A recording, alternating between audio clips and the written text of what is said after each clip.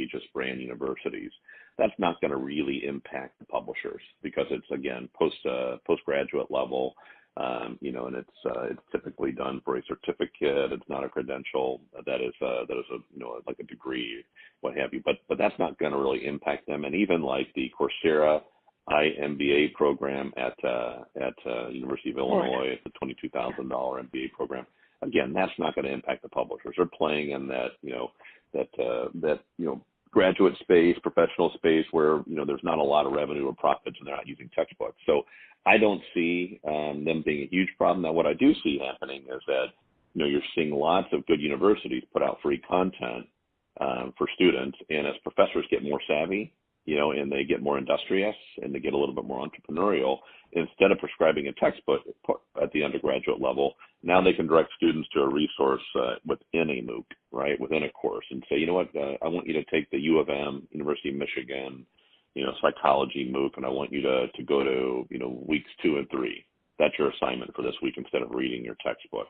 And again, you have just a ubiquity of information out there that's curated and good, and at some point that could have an impact on it. But I don't see the MOOCs as being disruptive to the publishers today, unless they're starting to offer credit for courses, general education courses, which some of them are starting to do from their different university partners, where you're putting up a MOOC and you're not requiring a textbook. All the content is available. You don't need a textbook to teach a course. You just need good faculty members and good designers to design a course that has enough information to meet the time on task requirements. Textbooks are kind of crutches. But at the end of the day, that's where MOOCs could be disruptive. And is there any major university that now is providing their own content without using books from major companies like Pearson? If you kind of do a scan, you do a Google scan right now, and you can check on the proliferation of OER, mostly at the community college system. There are very large community college systems, be it Virginia or Georgia, right now that are either getting grants within several $1 million to essentially create, curate OER content for distribution in those large gateway courses. And again, that's every semester you'll see a handful of new ones come up and do that. And that's a lot of scale at the end of the day. I mean, there's some very large systems out there that are doing it.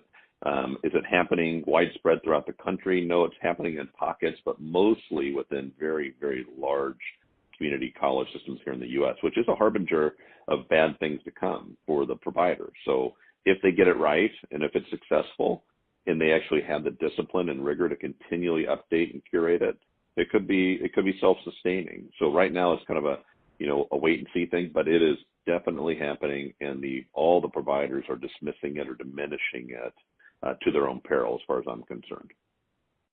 And when you think about this shift in distribution from print to digital, I guess based on what you said, it will take some time for this to happen because of sort of the pace things are going at the moment. Where do you see kind of the growth opportunities for the publishers, and where do you think their kind of M&A would be focused? Because I know there's kind of smaller, high-growth bits of business, like sort of kind of partnering with universities to provide online degree platforms, et cetera, and to be kind of more integrated in the courses. But what do you think kind of shorter to mid-term, the kind of big growth opportunities are? Well, the growth, in my opinion, the growth opportunities are, when I gave you that metric around shrinking enrollments, that doesn't just impact the publishers. Think about how many colleges there are in this country. There are 4,300 colleges and universities in the U.S. Okay, I'm sorry to be so U.S.-centric, but that's a big focus for all these guys. But 4,300, and if you look at any kind of what any futurist says, just based on inefficiencies, based on shrinking enrollments, you will see a contraction.